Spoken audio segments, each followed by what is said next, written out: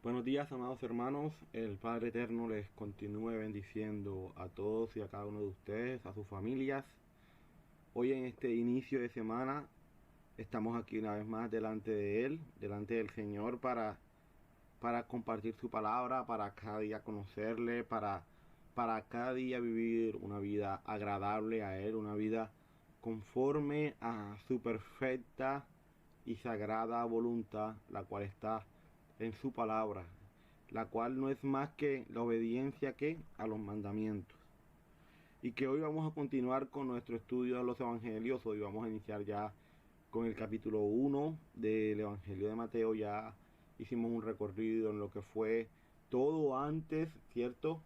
De Mateo, todo antes para poder entender realmente cómo están las cosas cuando ya nuestro Salvador está aquí y se empieza a enfrentar a diferentes grupos. El poder entender todo eso ya lo hicimos. Ya hablamos de algunas generalidades, ¿cierto? Del Evangelio de Mateo, quién lo escribe, para quién lo escribe, aún de qué forma lo escribe, en fin, vimos todos esos temas que nos van a ayudar a poder tener una mejor interpretación de lo que es cada verso, de lo que es cada capítulo. Y hoy vamos a iniciar con el capítulo 1 del Evangelio de Mateo. Fíjense cómo quise titular como tal esta enseñanza del día de hoy del capítulo 1. La genealogía de nuestro Salvador. La genealogía de nuestro Salvador. Sabemos que, pues digamos que esto es algo bastante conocido para todos, que el Evangelio de Mateo inicia con la genealogía de nuestro Salvador. Pero esto es un estudio. Y como estudio busca como tal analizar verso a verso. Analizar versículo a versículo. Versículo a versículo. Y por lo tanto, como sabemos que la genealogía no son más que los nombres, ¿cierto? Por los cuales, o las personas por las cuales nuestro Salvador llega, ¿cierto?, a la tierra. Independientemente de eso, de saber que son solamente nombres que están allí, pero que el Señor los ha puesto allí, ¿cierto? Porque así a Él le ha placido. En medio de este estudio tenemos que estudiar cada nombre. Tenemos que estudiar a cada persona. ¿Por qué está allí? ¿Qué textos utilizó Mateo para poder afirmar que ese nombre es o que esa persona es? O sea, hay que entender todas esas cosas. Por eso es que sí, vamos a estudiar la genealogía de nuestro Salvador, pero vamos a estudiarla realmente.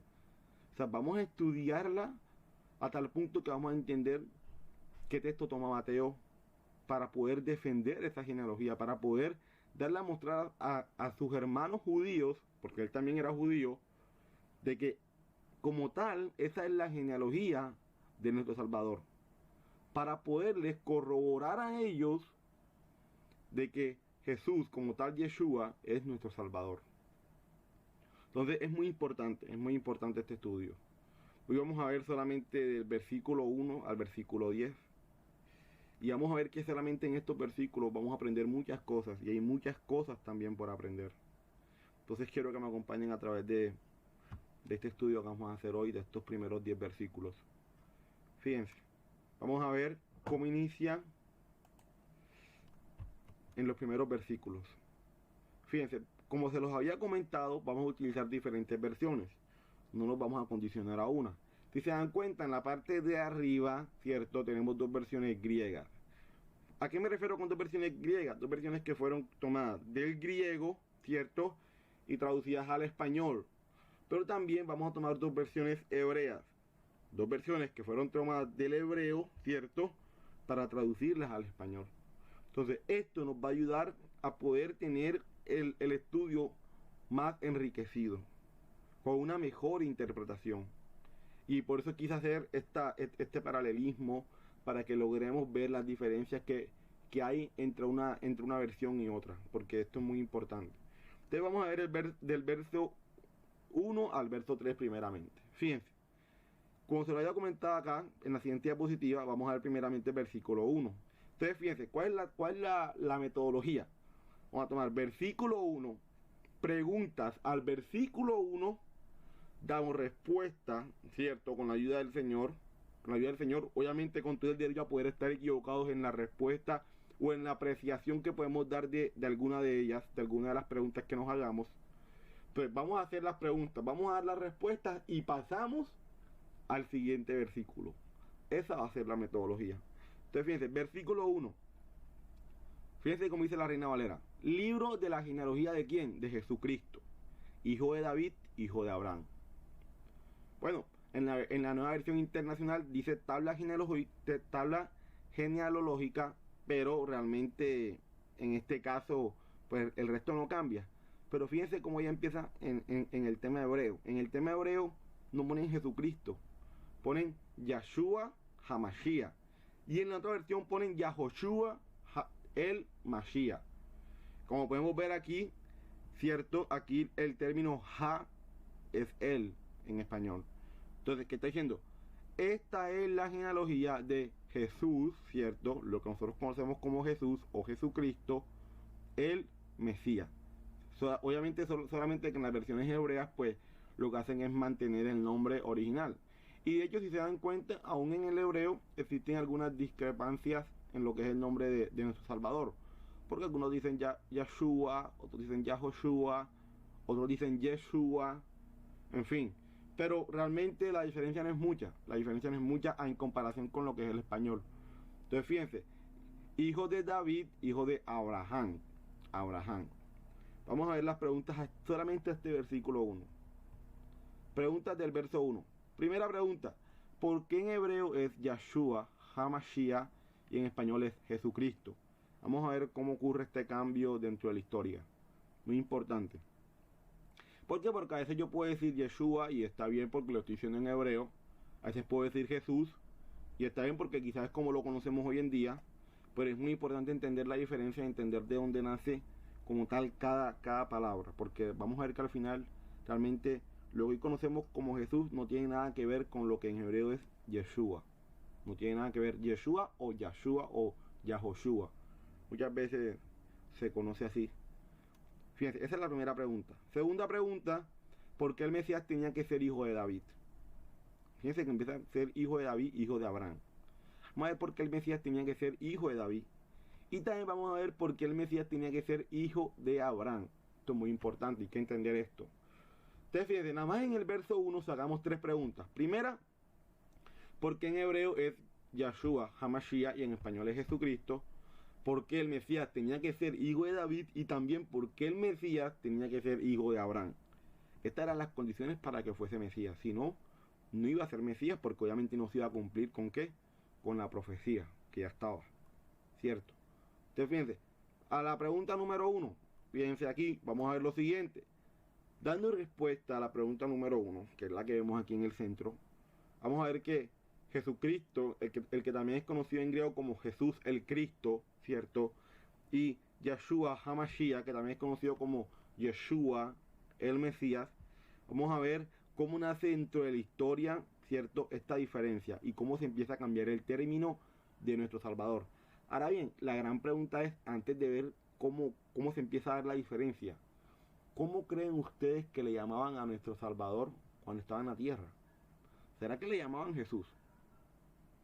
¿Cómo le llamaban? ¿Cierto? Hay que ver cómo le llamaban. Y en medio de ver la diferencia nos vamos a dar cuenta cómo le llamaban. Vamos a ver, fíjense. Aquí hay una tablita que recogí, el cual esta tablita fue hecha, como lo dice acá abajito, por el pastor Jim Stanley en su video El origen del nombre de Jesús. De ahí lo recuperé, ahí está el link donde recuperé, digamos como tal, que vi el video y vi esta tablita que realmente me gustó mucho su explicación de cómo nace como tal la diferencia del nombre de Jesús o el origen del nombre de Jesús como hoy lo conocemos. Entonces vamos a ver, fíjense, en hebreo nace en el hebreo como Yahshua. En hebreo nace así y se escribe de esta forma como la vemos aquí. Yahshua, aquí está. En hebreo nace así. Vamos a ver en arameo. Sabemos que el hebreo y el arameo no tienen mucha diferencia. Pero en arameo es pronunciado como Yeshua, que es similar al hebreo. Fíjense que no hay mucha diferencia. O sea, realmente no es mucha la diferencia, si es que a veces hasta la discusión es válida. Quizás para uno puede ser así, para uno es de otra forma. Esa discusión es válida. Y vamos a ver cómo continúa. Entonces ya estamos aquí en arameo. Fíjense cómo cambia. En hebreo está así Y fíjense cómo cambia al arameo. Ahora vamos a ver al griego. En griego, fíjense, como no existe una palabra como Yahshua, lo que hicieron fue transliterar cada palabra y formaron la palabra Jesús. Jesús. Fíjense que en este caso, ¿qué pasa? Oye, mira, el griego no tiene palabra como tal que pueda en este caso traducir el nombre que se tiene en hebreo como Yeshua. ¿Qué vamos a hacer? Vamos a hacer lo siguiente. Vamos a tomar palabra por palabra, letrica por letrica, perdón, y la vamos a traducir ¿a qué? Al griego. La tradujeron al griego y ¿qué tradujeron? Jesús. Jesús. Fíjense que hasta ahí no va la J. Después, en latín se formó desde el griego y se tomó la palabra Jesús. Así, Jesús. Ahí cambió un poquito entre el griego y el latín, pero realmente no fue mucha la diferencia. Cuando llegamos al español original, del latín al español original pasó igual. En el español original no existía la J. Fíjese que del latín al español original no cambió. No cambió, o sea, se mantuvo. Pero ¿qué pasa en el español moderno? En el español moderno se añadió la J y quedó como Jesús. Pero fíjense que es lo interesante lo que dice acá abajito. Vamos a ver qué es lo que nos está mostrando. En el latín, Jesús viene del dios ¿qué? Zeus. Aunque eso no lo hace una mala palabra, pero tampoco lo hace la palabra correcta desde su origen para referirse a nuestro Salvador. Entonces ya entendemos cómo nace esta diferencia. Realmente el hermano que critique al hermano por decir Yeshua y piense que el hermano está loco, es porque no conoce. Es porque no conoce. Porque realmente es mejor, ¿cierto?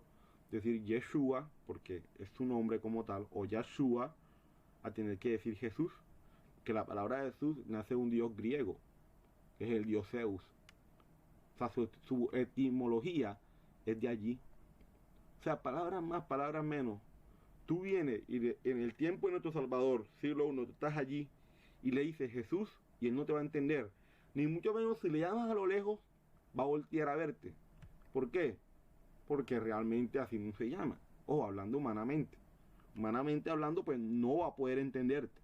¿Por qué? Porque no le está llamando como su nombre original es. Que es Yahshua o Yeshua. Muchas veces, como lo digo, todavía se tiene esa discrepancia aún dentro del mismo hebreo. Entonces es muy importante esto. Es muy importante porque también pasa algo, y es que el hermano que dice Jesús muchas veces lo hace por desconocimiento, ¿cierto? Porque no conoce estas cosas y porque así también se le enseñaron. Ahora bien, ¿por eso se va a ir para el infierno? No. ¿Por eso realmente está pecando? No. Pero de que lo puede decir de una mejor forma, lo puede decir. Pero ¿quién pone eso en el hermano para decirlo así? El mismo padre. Tiene que convencerlo de eso. Pero si él quiere decir diciendo así, ¿cierto? Entonces no entremos en las discusiones de que tienes que llamarlo así, no. Son cosas realmente al final un poco, digamos, a veces hasta que no vale la pena. Sino que cada quien lo llame como el Señor lo ha puesto en su corazón. Oye, mira, yo he aprendido que realmente en hebreo no es Jesús, tiene que ser llamado Yeshua, yo quiero llamarlo así. Pero el otro hermano dice, bueno, pero es que realmente yo no sabía eso. O puede decir, no, pero es que a mí me enseñaron que es Jesús y yo sigo diciendo Jesús, pero tú ves que el hermano que dice Jesús lleva una vida obediente al Señor, ¿cierto? Es de buen testimonio. Entonces, si nos damos cuenta, a veces entrar en este tipo de cosas es mejor uno hacer silencio. Y que cada quien, conforme al Padre le vaya mostrando, vaya haciendo las cosas, pero que la haga para Él. Que no la haga para que otros también la hagan, sino que lo haga para Él. Que lo haga para Él. Amén. Porque recordemos que al final el Señor lo que busca es realmente, o sea, personas con un corazón que busquen agradarle y que busquen hacer su voluntad. Eso es lo que el Señor busca. Sin dejar como tal a un lado el hecho de que, oye, debe ser mejor así, sí, eso es cierto. Debe ser mejor decirle Yeshua o Yahoshua Y si tú le quieres llamar Jesús, bueno, está bien, está bien. Fíjense lo que dice el siguiente comentario. Los quiero mostrar. En esta página, con Yahweh y Yeshua.org. Ahí encontré este comentario que me gustó mucho. Yeshua en hebreo significa salvación o salvación de Yahweh. Recordemos que la palabra Yahweh en nuestro español es Jehová o salvación de Jehová. Es una palabra usada regularmente en hebreo, de donde se origina. Pero Jesús, o sea, lo que es en latín o en griego, no significa nada. No tiene ninguna raíz etimológica en griego. Como ejemplo, tomemos la palabra fútbol. Fútbol en español no significa nada, aunque la gente use esa palabra. Pero en el inglés, de donde se origina, sí tiene significado y etimología. Y es foot, que significa ¿qué? Pie. Y ball, que significa ¿qué? Pelota. Y juntos sería pelota de pie, ¿cierto? O sea, como tal en el inglés, la palabra fútbol sí tiene una etimología. Pero para nosotros fútbol no, ¿cierto? O sea, no tiene realmente una etimología en el español, pero en el inglés sí lo tiene. Pero ¿qué hacemos en el español? A veces utilizamos, digamos, la pronunciación. ¿Cómo se pronuncia? Bueno, así mismo la escribimos como tal en español. Pero muchas veces esa palabra no tiene como tal un significado o una etimología dentro de nuestro idioma. Así que cuando uno invoca el nombre de Yeshua, uno invoca su significado también. Y como dijimos antes, en griego Jesús no significa nada. En griego Jesús no significa salvador, pues ellos tienen una palabra para eso y es soter. Soter significa salvador en griego. O sea que si nosotros empezamos a ver la etimología como tal de la palabra Yeshua o Yahoshua, como muchos le llaman, ¿cierto? En griego no tendría que ser Jesús, tendría que ser soter. Si lo miramos desde el punto de vista como tal de la etimología de la palabra, del nombre. Pero no, lo que hicieron fue, como lo dije, coger palabra por palabra y transliterarlo, lo cual causó un gran error. Así cuando en español decimos Jesús, así que cuando en español decimos que Jesús significa Salvador, eso no es así. Significa Salvador, pero en el original hebreo, Yeshua, y no en la forma deformada Jesús. Y nosotros debemos usar el verdadero nombre, Yeshua, para que la gente lo conozca. Pero claro está, sin menospreciar a la gente que usa la forma alterada Jesús. No debemos menospreciar a los hermanos que utilizan la palabra Jesús. Que nosotros lo sabemos, que sabemos que quizás no es lo mejor. Está bien. Pero como digo, muchas veces esas cosas hay que dejarlas para nosotros. Para lo que el Padre a nosotros nos ha mostrado y nos ha inquietado. Pero no pensar que así como yo lo digo, tiene que decirlo todo el mundo. Porque no debemos menospreciar a esas personas. Porque al final, como lo digo, solo el Señor conoce las intenciones del corazón. Y eso al final pues queda en manos del Señor. Amén. Ustedes fíjense, ahí ya respondimos a la primera pregunta. La diferencia entre lo que es Jesucristo, cierto, como tal, en el griego, y lo que es Yeshua HaMashiach en hebreo. Ahora bien, vamos a dar respuesta a la siguiente pregunta. ¿Por qué el Mesías tenía que ser hijo de David? Vamos a ver por qué el Mesías tenía que ser hijo de David. Porque cualquier judío que se presenta delante de Israel como el Mesías tiene que proceder biológicamente de David. ¿Por vía de quién? De Salomón. Y esto fue según la promesa que Yahweh le hace a quién? A David. O sea, según la promesa que el Señor le hace a David, el Mesías tenía que ser ¿qué? Hijo de David. A ver, ¿dónde está esa promesa? Vamos a ver.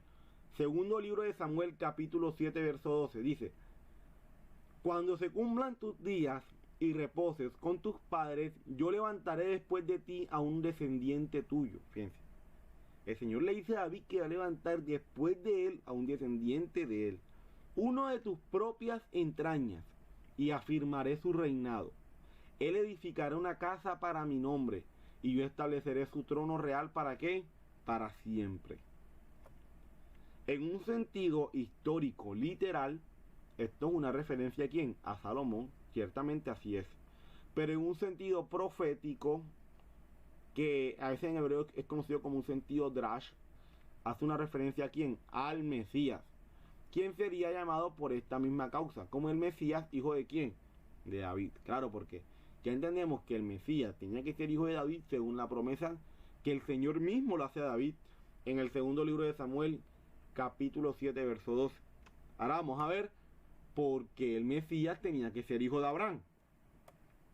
Fíjense lo que dice, porque cualquiera que quiere o que quiera ser el Mesías debía ser parte de la descendencia de Abraham, por el cual el Señor inicia su promesa de que él sería padre de ¿qué? De naciones. El Mesías tenía que ser descendiente de Abraham. ¿Por qué? Por la misma promesa que el Señor le hace a Abraham, porque el Señor mantiene sus promesas, amén. Entonces vamos a ver, ya con esto vamos a ver el texto como tal, donde el Señor le hace la promesa a Abraham en el siguiente verso. Fíjense, aquí ya vamos a pasar a ver el versículo 1 y el versículo 2 del primer capítulo de Mateo. Vamos a ver la versión Reina Valera, la vamos a leer, para no leerlas todas, vamos a leer la versión Reina Valera y vamos a ver la versión Biblia K2 israelita mesiánica. Vamos a ver esas dos versiones, una griega y una en hebreo. Por Roma, ahí están las cuatro. Eso es lo que dice la Biblia Reina Valera.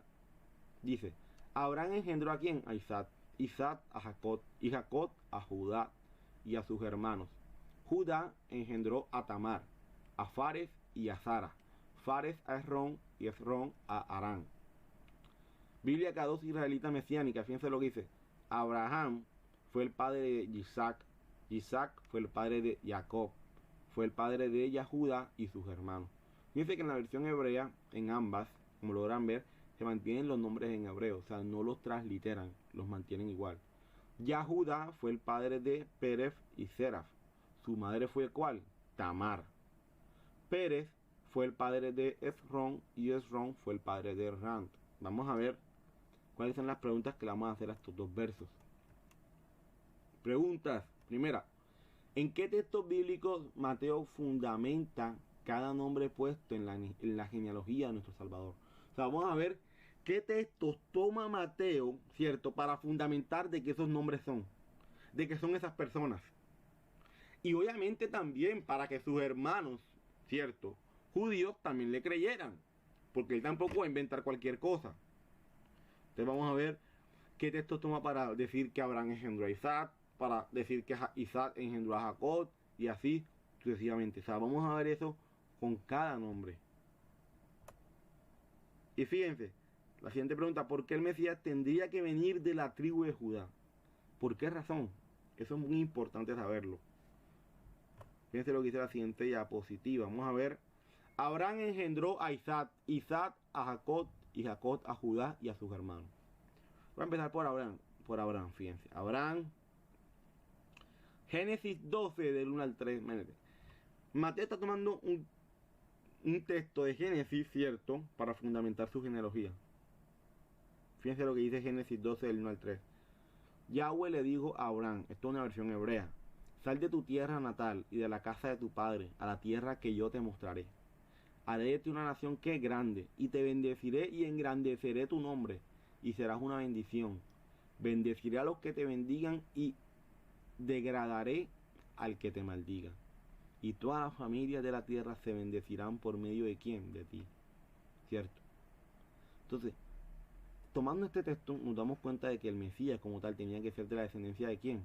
De Abraham. Porque Abraham iba a ser como tal el padre de ¿qué? De muchas naciones. Dice que por él todas las familias de la tierra iban a ser benditas. Entonces, claro, obviamente el Mesías tenía que ser del linaje ¿de quién? De Abraham. Ahora bien, dice que Abraham engendró a Isaac. Vamos a ver qué texto toma Mateo para fundamentar esto. Se va a Génesis 15, del verso 1 al verso 6. Fíjense lo que dice.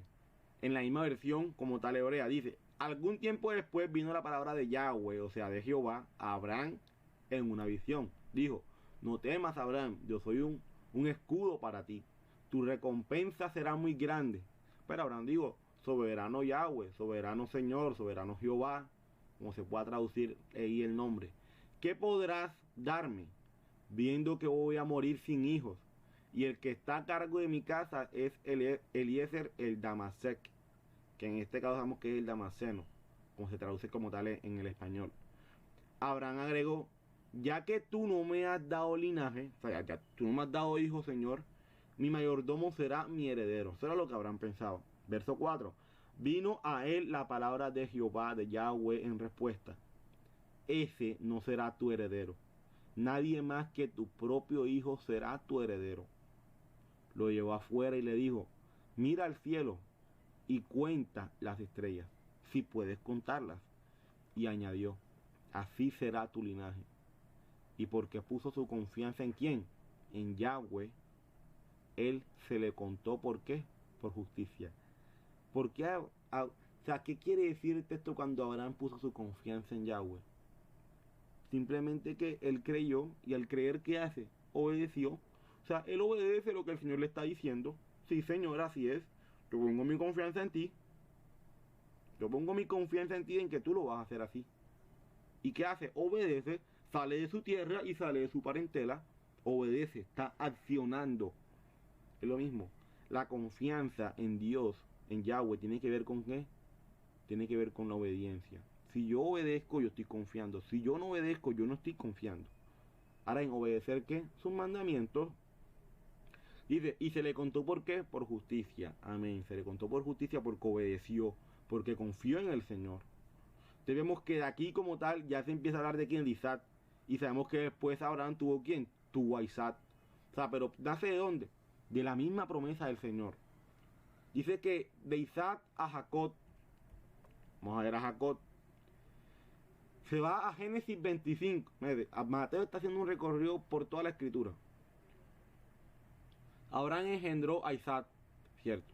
Aquí vemos que ya Abraham tuvo a quien, a Isaac. Isaac tenía 40 años cuando se casó con Rebeca, hija de Betuel, arameo de Paran Aram, y hermana de Labán, también arameo. Isaac suplicó al Señor por su mujer, porque era que estéril. El Señor oyó su oración y ella quedó que embarazada. Pero los hijos que esperaba se peleaban dentro de su vientre. Así que Rebeca se dijo, si esto va a seguir así, ¿para qué vivir? Entonces fue a consultar al Señor y el Señor le respondió, 2 naciones hay en tu vientre, 2 pueblos separados desde tus entrañas, uno será más fuerte que el otro. El mayor servirá a quién, al menor. Cuando llegó el momento del parto resultó que había mellizos en su vientre. Salió primero uno, pelirrojo, y todo, el velludo, como un manto peludo. Así que lo llamaron ¿qué? Esaú. Detrás salió su hermano ¿qué? Agarrado con una mano al talón de Esaú. A este lo llamaron ¿qué? Jacob. Cuando nacieron, Isaac tenía ¿qué? 60 años. Ahí vemos cuando el texto dice de que el menor, de que el mayor, ¿cierto? Iba a servir a quién, al menor. Nos damos cuenta que la promesa iba a seguir por quién, por Jacob, por el menor, porque como tal el mayor iba a servir a quién, al menor. Tenemos que, como tal, Mateo se está fundamentando en Génesis para hablar de estos 3 nombres, como tal, de Jacob, ¿cierto? Y ahora vamos a ver a Judá. Vamos a ver a Judá. Pero fíjense lo que dice aquí, Tamar a Fares. Vamos a ver a Judá. Tamar a Fares y a Sara. Fares a Esrón y Esrón a Arán. Vamos a ver qué texto toma Mateo en este caso.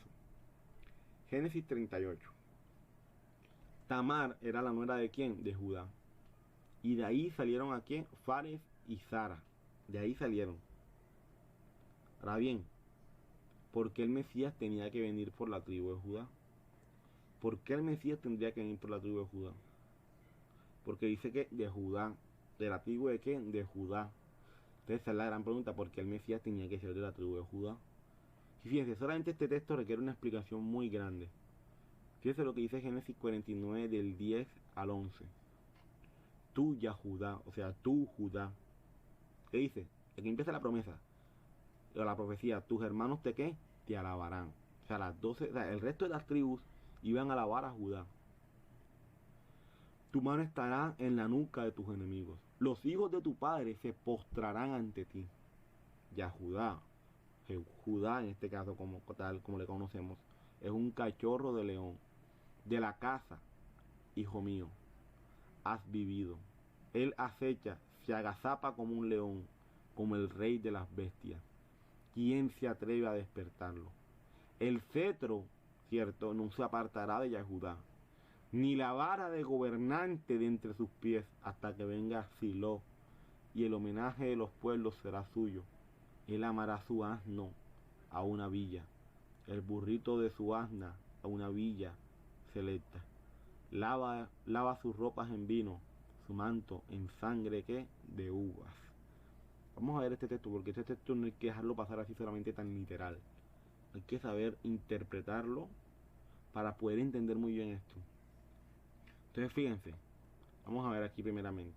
El texto de Génesis sobre la promesa que se le hace a Judá es algo que debemos tener muy en cuenta. Ahora vamos a empezar.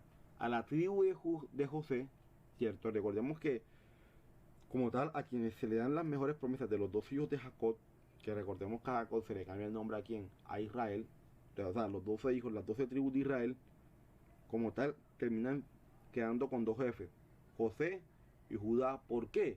Porque a ambos fue a quienes se les dio las mejores promesas. Entonces, a Judá se le dio una promesa y a José se le dio otra. O sea, a todos los hijos se le dio promesa, pero a José y a Judá se le dieron las mejores promesas. Entonces a la tribu de José le fue dada la primogenitura. Claro, José era el primogénito. Pero a la tribu de Judá le fue dado el poder para mandar y gobernar sobre la casa de ¿qué? De Israel. El verso 9 declara: Judá es un cachorro de león, de la casa, hijo mío, has vivido. Él acecha, se agazapa como león, como el rey de ¿qué? De las bestias. ¿Quién se atreve a despertarlos? Esto quiere decir que el privilegio que le fue dado a Judá era que todo Israel rindiera homenaje a ¿quién? Al león de ¿quién? De Judá. O sea, todo el pueblo de Israel le iba a rendir homenaje a ¿quién? Al león de Judá. ¿Por qué? Porque iba a ser el rey. Iba a ser quien iba a comandar. Porque como tal, ¿cierto? Dice, y vamos a ver más adelante, que no se le quitará ¿qué? El cetro. O sea, el reinado como tal. Dice que o sea, la promesa está en que Judá como tal iba a mandar, iba a gobernar sobre Israel. Porque esa es la promesa. Y que todos iban a postrar delante de quién? Delante del león de Judá. El verso 10 se refiere con el título mesiánico de Silo. Silo significa el enviado o el rey Mesías ungido de la línea real de Judá. ¿Cierto? Silo es el enviado, ¿cierto? Y nuestro Señor, Mesías, nuestro Salvador, es el enviado por el Señor. O sea que ahí sí lo sabemos que hace referencia a quién, al Mesías. Ungido de la línea real de Judá, quien sería manifiesto en lo natural a través de la tribu de quién, de Judá. Esto trajo división entre los hijos de Israel, puesto que un hijo tenía la primogenitura, pero el otro, ya Judá, o sea Judá, tenía el derecho a ¿qué? A reinar. Los hijos de Israel se someterían a la semilla de Judá, no a la de José.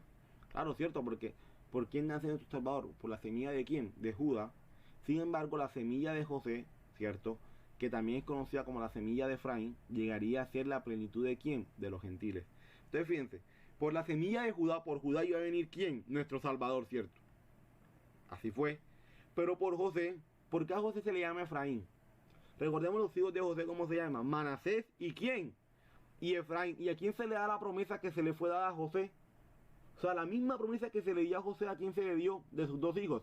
A Efraín. Entonces, por Efraín, que es por el mismo José, que como tal se trata de su hijo, ¿cierto? Iban a venir ¿quiénes? Los gentiles. Los gentiles iban a venir por medio de ¿quién? De Efraín. Pero por Judá que iba a venir el Salvador. Hermoso, ¿cierto? Hermoso. Ya Judá reinaría sobre la casa de Israel, pero Efraín traería la cera, o sea, la simiente prometida, que llenaría el mundo con la promesa a los patriarcas de multiplicidad física. Claro, porque se tenía que cumplir la promesa a quién? A Abraham, que en Abraham iban a ser benditas todas las naciones de ¿qué? De la tierra. Entonces, ¿qué hace Efraín? Se esparce entre las naciones, se riega la semilla, y de ahí como tal, cierto, sabemos que estamos nosotros de esa semilla, de la semilla de Efraín. Bueno, que al final solamente el Señor sabe eso, o sea, nosotros no tenemos la total exactitud de tal cosa. De acuerdo con el verso 10, será el león de Judá, o sea, nuestro Salvador, quien reuniría la semilla de quién, de Efraín, de regreso a la casa de quién, de Israel. Nuestro Salvador iba a traer a quién, a la semilla de Efraín que estaba ¿dónde? En las naciones. Entonces nuestro Salvador era el encargado, el león de Judá iba a ser el encargado de traer a quién, a toda esa semilla, a todo Efraín. Porque fíjense lo que dice Génesis 48 del 17 al 20. Pero viendo José, aquí está la promesa que yo les decía, pero viendo José, es cierto, que su padre ponía la mano derecha sobre la cabeza de Efraín, le causó esto que disgusto. O sea, recordemos lo que pasa. José le pide la bendición, cierto, para sus hijos. Se lo pide a quién? A Jacob, su padre. Y Jacob pone su mano derecha, que se supone que la mano derecha debe caer sobre el primogénito, cierto. Pero Jacob no, Jacob la pone sobre quien era el segundo, que era como tal quien, Efraín. Pero entonces esto a José le causó que disgusto. Y asió, cierto, o sea, quitó la mano de su padre para cambiarla de la cabeza de Efraín a la cabeza de quién, de Manasés, porque Manasés era el primogénito. Y la costumbre es que la mano derecha tenía que ir en la cabeza del primogénito. Y dijo José a su padre, no así, padre mío, porque este es el primogénito. Pon tu mano derecha sobre su cabeza. Mas su padre no quiso y dijo, lo sé, hijo mío, lo sé. También él vendrá a ser un pueblo y será también engrandecido. Pero su hermano menor, en este caso Efraín, será más grande que él. Y su descendencia formará una ¿qué? Una multitud de ¿qué? De naciones. ¿Por qué se da esto? Por la promesa hecha a Abraham. Entonces Efraín iba a traer la multitud de quién? De las naciones. ¿A dónde? Israel. Y los bendijo aquel día diciendo, en ti bendecirá Israel, diciendo, hágate Dios como Efraín y como a Manasés. Y puso a Efraín antes de quién? De Manasés. Ahí se da todo lo que les estaba comentando. Entonces aquí entendemos como tal, ¿cierto? La profecía, ¿cierto? La promesa que el Señor le hace a quién? A Judá. A Judá como tal. Vamos a ver del verso 4 al verso 5. Vamos a ver. Fíjense que vamos a hacer las preguntas al verso 4 y al verso 5. Pero antes quiero que veamos acá los nombres. Aunque fíjense que realmente se trata de la genealogía como tal, ¿cierto? Arán, en la versión Reina Valera, dice que Arán engendró a quién? A Aminadab. Y Aminadab a Nazón. Y Nazón a Salmón. Salmón engendró a quién? A Rahab. De Rahab a Boz. Boz engendró de Ruth a Obed. Y Obed a Isaí. La versión Reina Valera, vamos a ver en la versión israelita nazarena del año 2011. Ram, ¿cierto? Fíjense, aquí hay algo muy interesante. Que Arán también es conocido como Ram. ¿Por qué? Porque ahorita vamos a ver que en la versión Reina Valera, no aparece en otro texto mencionado como Arán, sino como Ram. Y es muy importante tener eso claro y lo vamos a ver ahorita. Ram procreó ¿quién? A Aminadab. Aminadab procreó a Nazón. Nazón procreó a Salmón. Salmón procreó a Rahab, a Boz. Boz procreó a Ruth, de Ruth a Obed. Obed procreó a Isaí. Entonces, vamos a ver las preguntas que se le hacen a estos dos versos. Primero, nota de nuestro hermano José Sánchez Vilchi. Quiero que veamos esta nota que le hacen estos versos, que realmente me gustó mucho la nota que le hace. Vamos a ver en qué textos bíblicos Mateo fundamenta cada nombre puesto en la genealogía de nuestro Salvador. Vamos a ver de dónde él toma fundamento para cada uno de estos nombres que él pone. Y también vamos a ver qué significa la palabra engendrar en hebreo. Muy importante qué significa la palabra engendrar en hebreo. Fíjense la nota de nuestro hermano Eliú. Es muy importante ver que dentro de la genealogía de nuestro Salvador se menciona no a una ni a dos, sino a 4 mujeres, siendo esto algo que no es tan común que se haga dentro de la genealogía hebrea. Lo curioso es que las historias de estas mujeres no son tan grandes, no estamos hablando de toda una realeza, pero ¿qué representa esto dentro de la genealogía de nuestro Salvador? La infinita gracia y misericordia del Señor, que nos enseña una vez más que Él toma de lo vil y menospreciado del mundo para avergonzar a aquellos que se creen algo.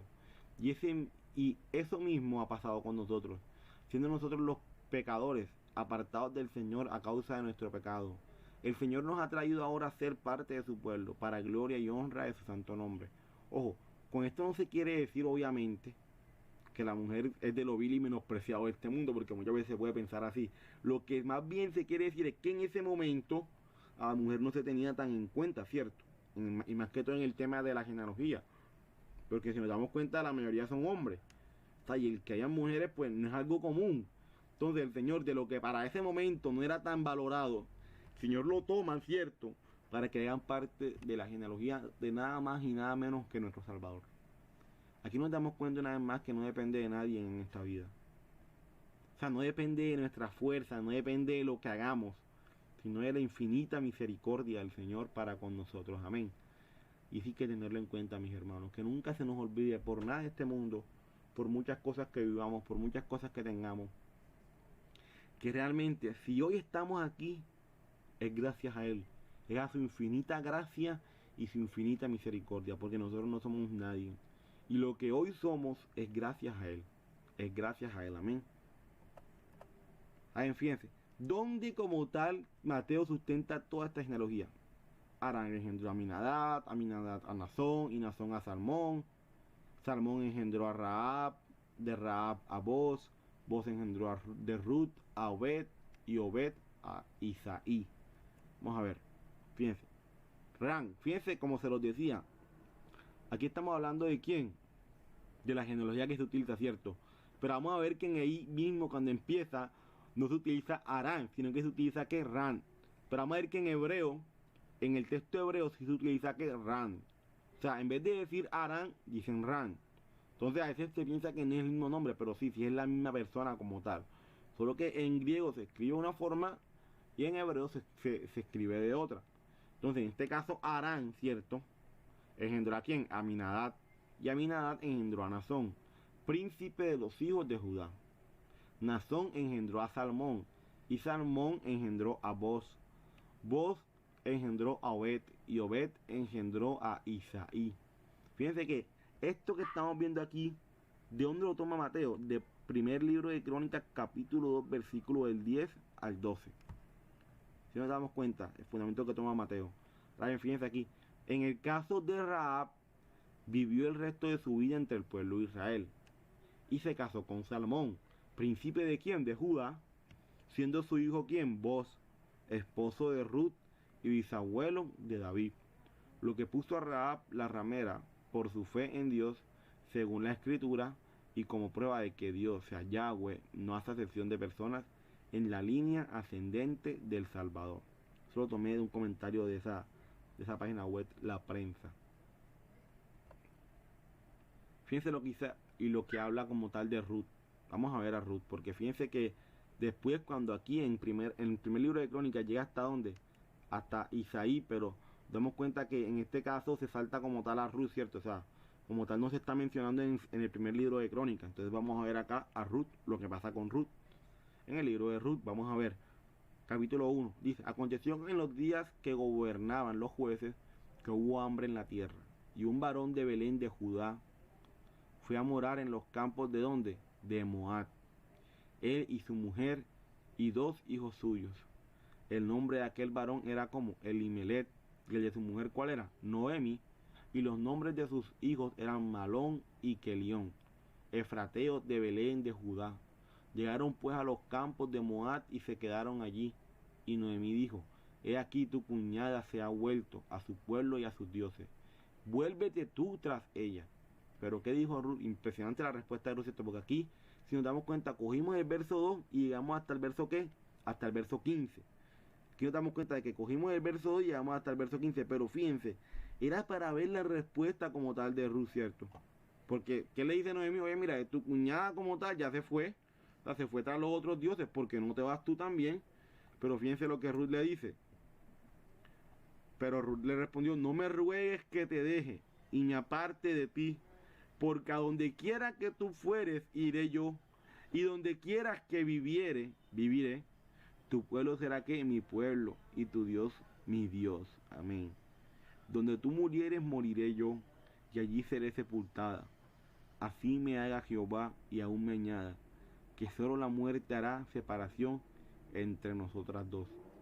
Entonces vemos que Ruth llega como tal y el verso es su insistencia a Noemí de que esta mujer no se iba a apartar de ella.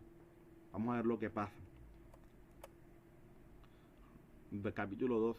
Tenía Noemí un pariente de su marido. O sea, ya Noemí dice: bueno, ya tengo a Ruth conmigo aquí. Y piensa: oye, yo tengo un pariente como tal de quién, de mi marido, un hombre rico, de la familia Elimelech, el cual se llama como Boz.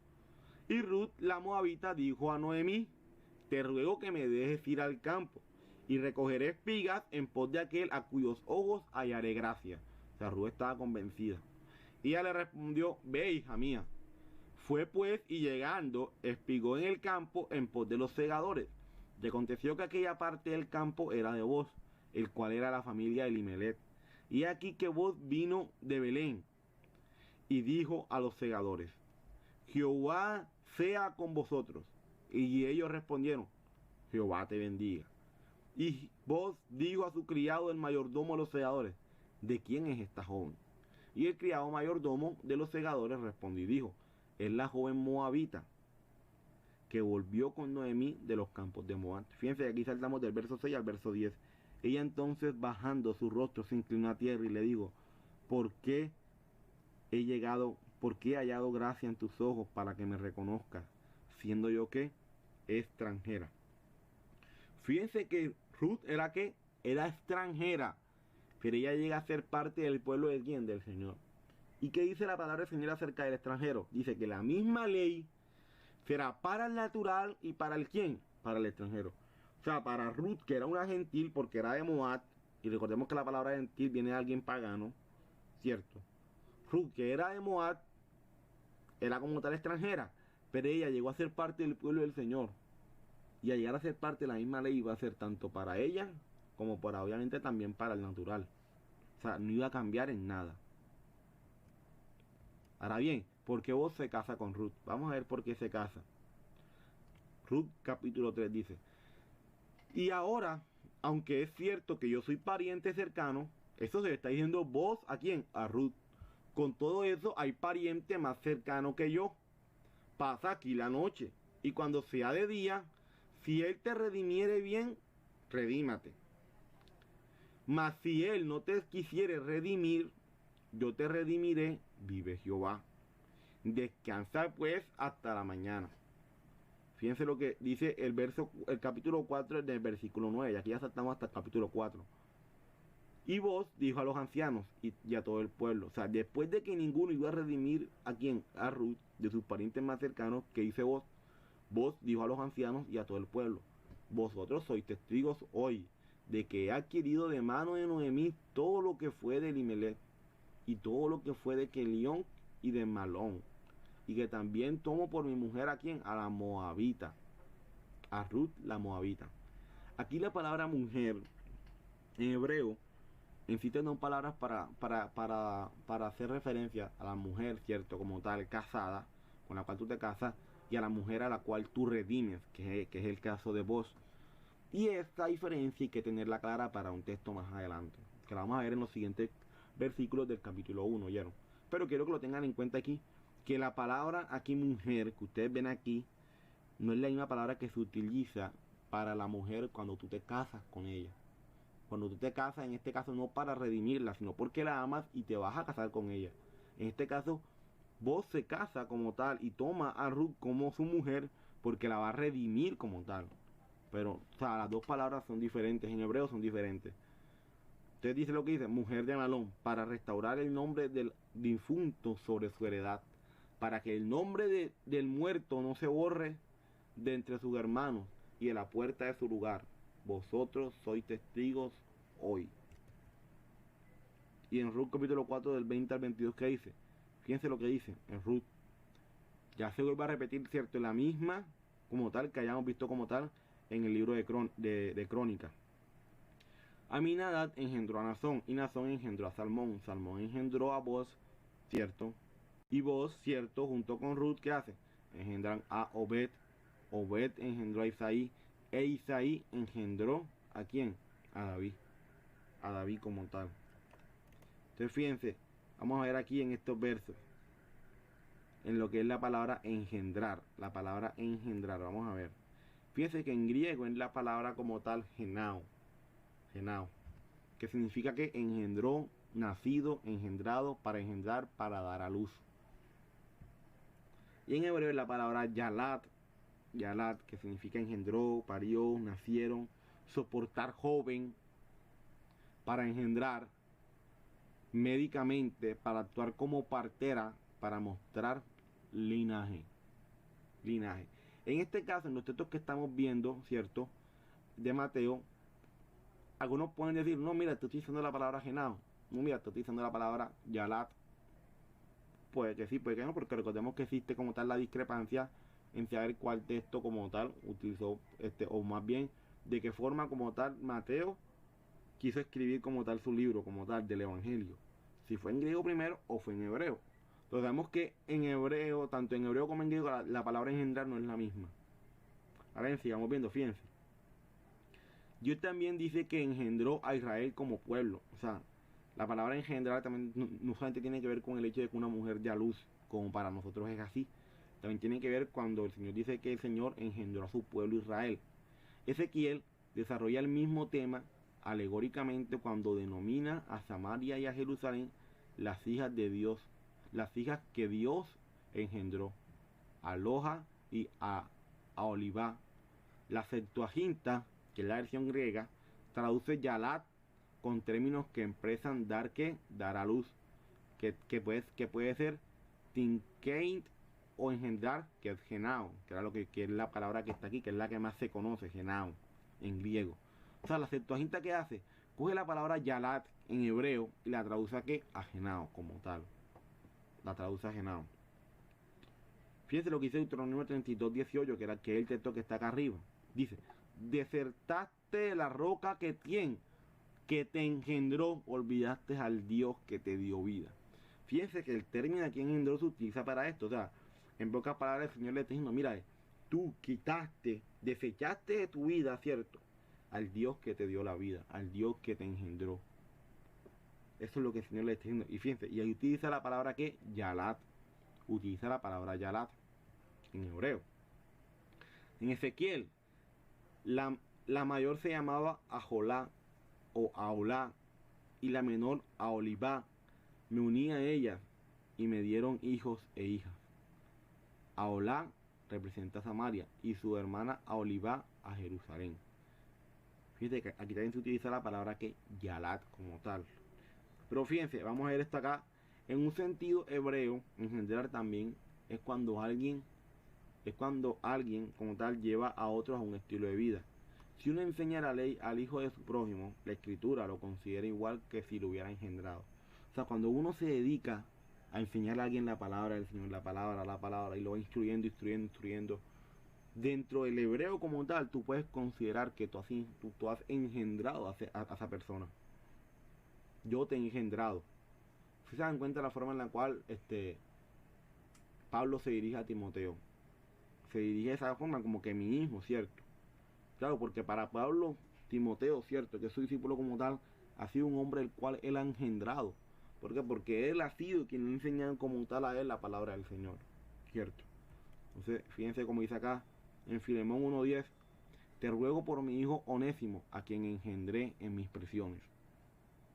Tiene que ahí el término engendrar, ¿a qué está haciendo referencia? Al que él le enseñé estando en prisión. Le enseñé que la palabra del Señor, le enseñé la ley del Señor. Entonces a ese yo lo engendré.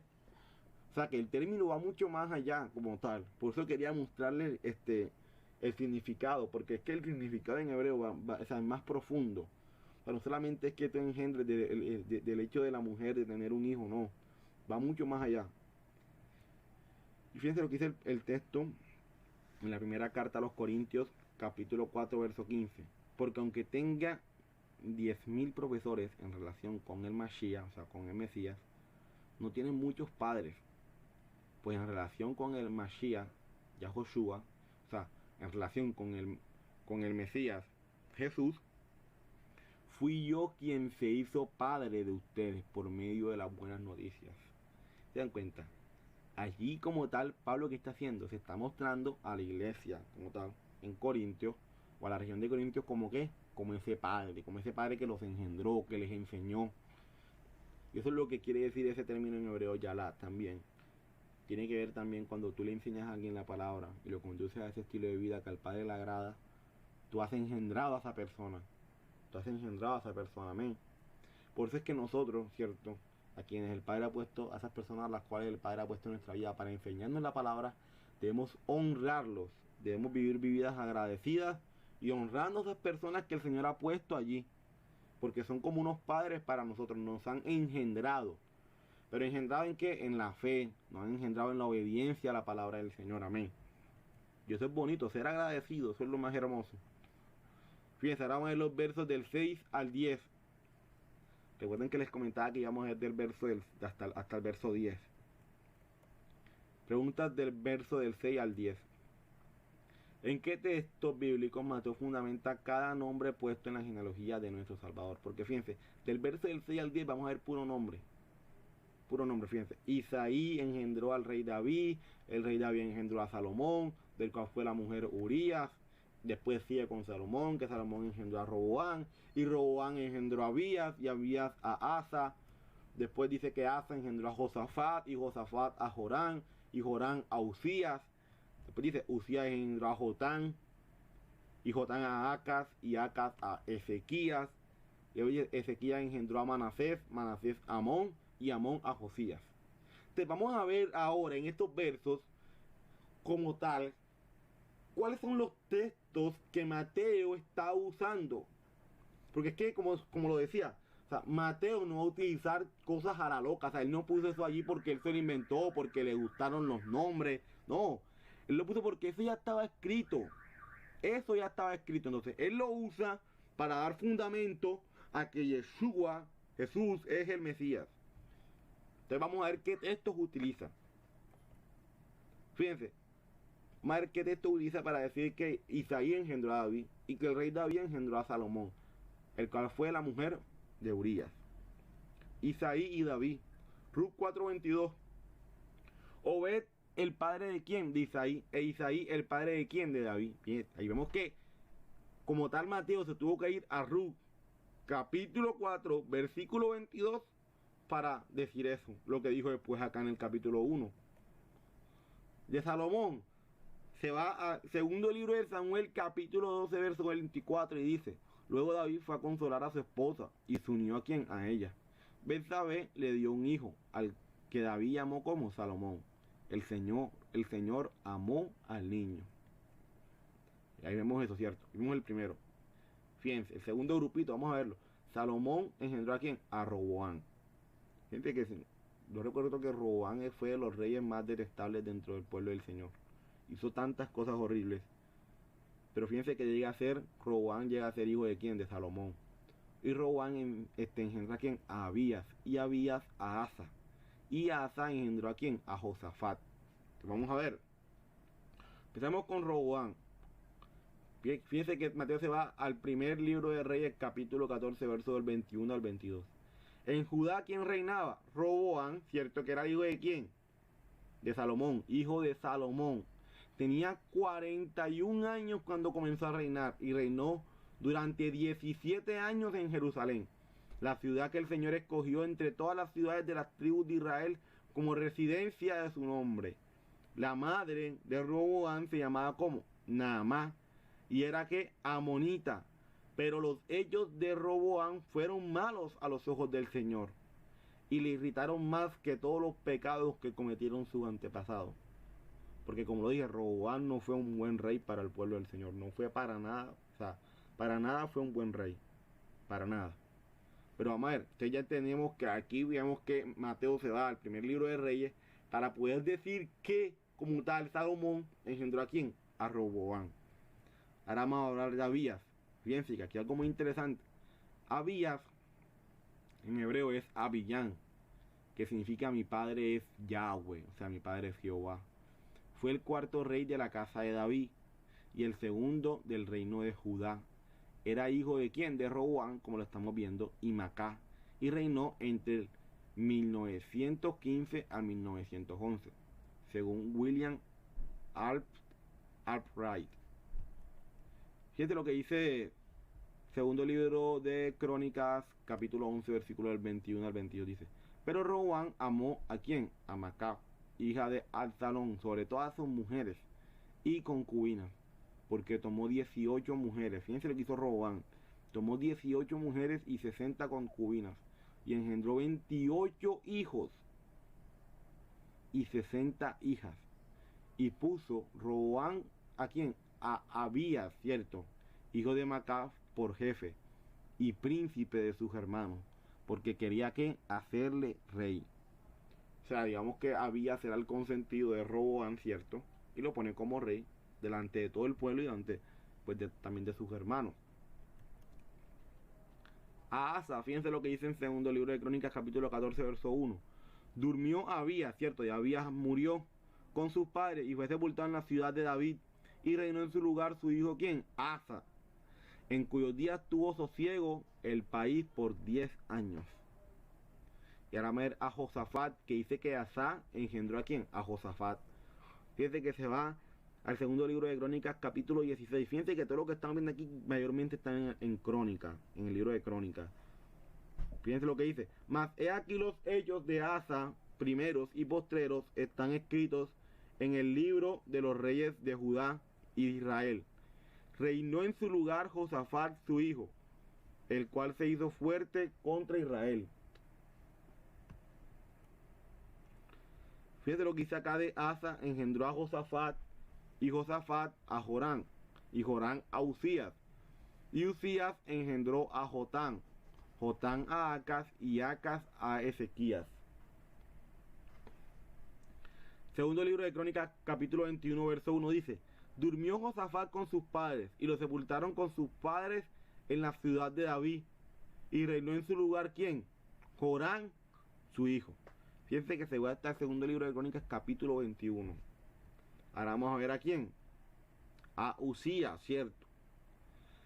Entonces, hasta el capítulo 26 del segundo libro de Crónicas dice: entonces todo el pueblo de Judá tomó a quién? A Usías, el cual tenía 16 años de edad, y lo pusieron por rey en el lugar de quién? De Amasías, como tal, su padre. Ahora fíjense aquí Jotán. Y durmió Usías con sus padres, y lo sepultaron con sus padres en el campo de los sepulcros reales, porque dijeron: leproso es. Y reinó Jotán, su hijo, en lugar suyo. En lugar suyo. Aquí vemos que ya sabemos de dónde toma el hecho de que Asa engendró a Josafat, de que Josafat engendró a quién? A Jorán. Y ahora vemos que Jorán engendró a quién? A Usías. Y vemos que ahora Usías engendró a quién? A Jotán. Ahora vamos a ver el hecho de Jotán a Acaz, y luego de Acaz a Ezequías. Acaz.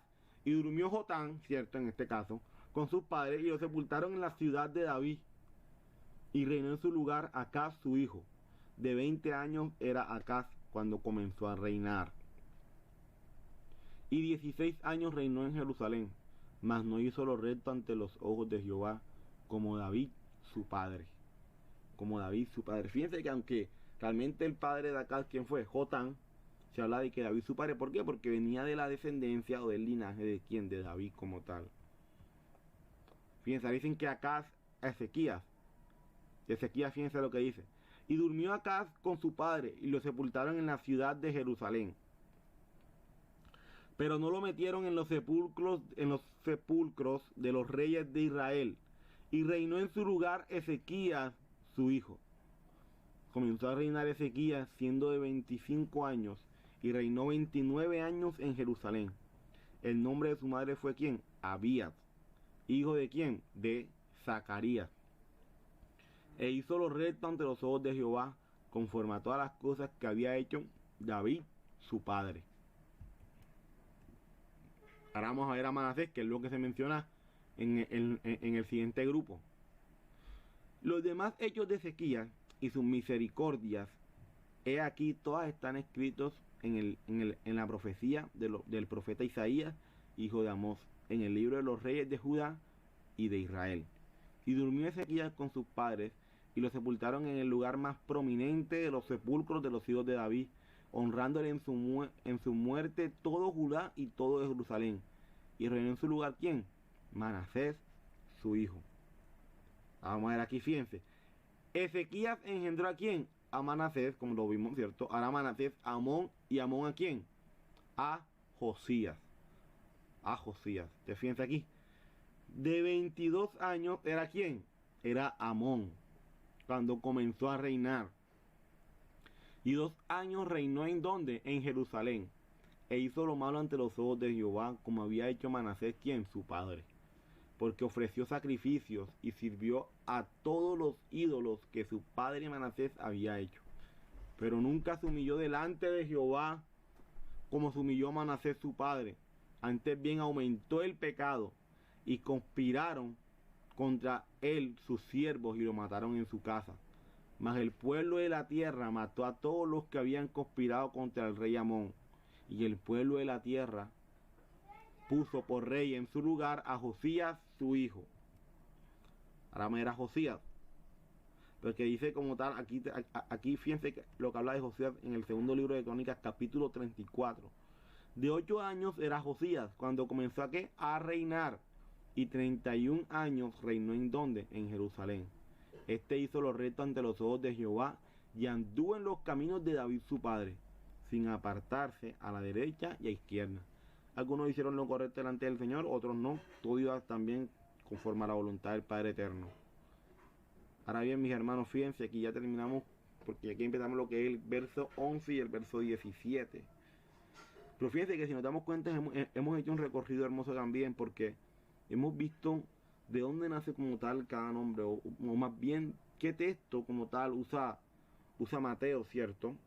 Para poder reafirmar lo que él está diciendo, porque sabemos que como tal Mateo no va a decir nada nuevo. O sea, él no va a decir nada que realmente no esté. Él va a decir cosas que ya como tal están, pero que él las está reafirmando, ¿cierto? Él las está reafirmando con textos que ya están. O sea, él no se está inventando nada. Y eso hay que tenerlo claro. Por eso es importante decir, oye, bueno, ven acá, Mateo está diciendo esto, pero ¿de dónde lo está tomando? ¿De dónde se está fundamentando Mateo? Porque ahora bien, es fácil, ¿cierto? Es fácil decir, bueno, vamos a hablar de la genealogía, vamos a mencionar nombre por nombre, y como ya casi todos no lo sabemos y lo reconocemos, pues como que para qué ver de dónde sí, eso ya, no. Estamos estudiando, mis hermanos. Tenemos una vida que el Padre nos ha dado, pero es para conocerle, pero es para vivir para Él, para vivir leyendo su palabra, para vivir colocándola en práctica, obedeciendo, viviendo cada día una vida agradable a Él. Para eso tenemos esta vida. Y el Señor nos ha dado esta vida para eso, para glorificarle a Él en todo lo que hagamos. Y estamos estudiando para conocerle. ¿Y para conocerle por qué? Porque queremos cada día agradarle. Y para también, obviamente, tener unas bases que nos ayuden, ¿cierto?, a poder llevar a otros también esta palabra. Que muchas veces se deja a un lado, sí, pero que el Señor nos las ha dado y la tenemos allí. Entonces ya conforme a ello, vamos a orar al Señor para que sea Él tomando el control del resto de las cosas, sea Él tomando el control de nuestra vida, aún en lo que tenemos pensado hacer en este inicio de semana, y que vivamos una vida conforme el Padre quiere, conforme a sus palabras. Entonces vamos a orar para ser despedidos y que sea el Señor tomando el control de todo en nuestra vida, en lo que tenemos pensado hacer en esta semana. Señor,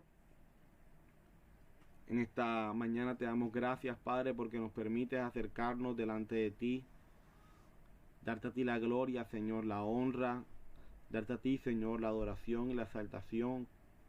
Gracias, Eterno, porque tú has sido bueno en gran manera, porque tú, Padre, has tenido misericordia de nosotros. Gracias porque nos permites estudiar estos primeros versos que realmente nos han ayudado, Señor, a poder entender mejor lo que es el tema de la genealogía, el poder entender el fundamento de Mateo, el poder entender que Mateo no está tomando nada nuevo, ni está diciendo nada nuevo. Todo ya está. Todo ya está. Y estamos viendo ese fundamento que Él toma para ello. Señor, gracias porque vamos a seguir conociendo, vamos a seguir aprendiendo. Y porque tampoco tenemos afán, Señor. Porque quizás, Señor, cuando pensamos vamos a estudiar el capítulo 1, es estudiar todo el capítulo 1, pero no, hay que estudiarlo poco a poco, paso a paso, haciendo las cosas de la mejor forma, Señor, para ti. Gracias, Señor, te damos por este momento. Señor, colocamos en tu mano lo que tenemos pensado hacer en este inicio de semana, Señor, y que lo que hagamos, Señor, lo hagamos para tu gloria. Guarda a la Quejilá, Ayúdanos a estar unidos como congregación, que tenemos la gloria a ti en todo lo que hagamos. Guarda a mis hermanos, Señor. Guárdanos a todos, Señor. Y ayúdanos a darte la gloria en cada cosa que hagamos, mi Rey. Alabado y exaltado seas tú por siempre. Guárdanos y protégenos en el nombre amado de Yeshua, de Jesús, nuestro Salvador. Amén y amén. Mis hermanos, el Padre Eterno les bendiga a todos. Bendiciones a todos y que tengan un buen inicio de semana para la gloria de nuestro Salvador. Amén. Ya saben, el día miércoles nos encontramos estudiando, ¿cierto? Estamos estudiando lo que es el Tanat, capítulo por capítulo, libro por libro, junto con nuestro hermano José Alfredo. El día sábado, ¿cierto? Tenemos como tal, digamos que el compartir la palabra con nuestro pastor, ¿cierto? Lo que es para el día del Señor en Shabbat. El pastor va a estar compartiendo en la mañana esa palabra, ¿cierto? Para lo que es el día del Señor. Y el día domingo se encuentran con este servidor para la gloria del Eterno, siguiendo estudiando lo que es como tal el Evangelio de Mateo. El Señor les bendiga a todos y que tengan una muy buena semana. Bendiciones a todos.